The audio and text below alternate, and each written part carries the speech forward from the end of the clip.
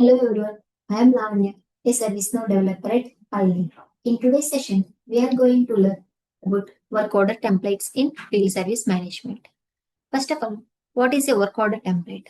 A work order template is a predefined structure used to standardize repetitive service activities. Instead of manually creating the same tasks every time, we can create a template with predefined tasks and reuse it whenever similar service work is required. Now, let us move to the implementation in ServiceNow. To create a work order template, first navigate to Field Service.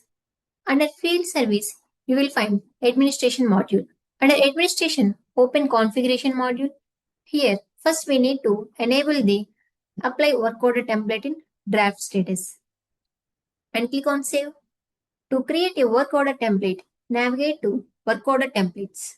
Click on New. Now, enter the required template details. Here, I am entering laptop installation template. Give short description as items that affected. So, if you want to add some other fields, click on plus. If you want to add any qualification group or checklist template or workflow, you can add here. So now I'm going to add task. Here I'm giving task as unbox the laptop. If you want, you can fill other fields also. For now, I'm clicking on submit. Here, select category as field service. For now, I'm leaving availability as desktop only and click on publish. Now click on save. If you want, you can edit fields. Here you can add other fields also. Now let us see how this template can be added to a work order.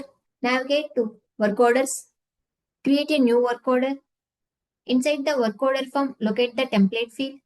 Select the previously created one. Click on save. Scroll down. Here you can see the work order and work order tasks are created. This completes the implementation of creating a work order template and adding it to a work order in ServiceNow. Thank you. See you in the next video.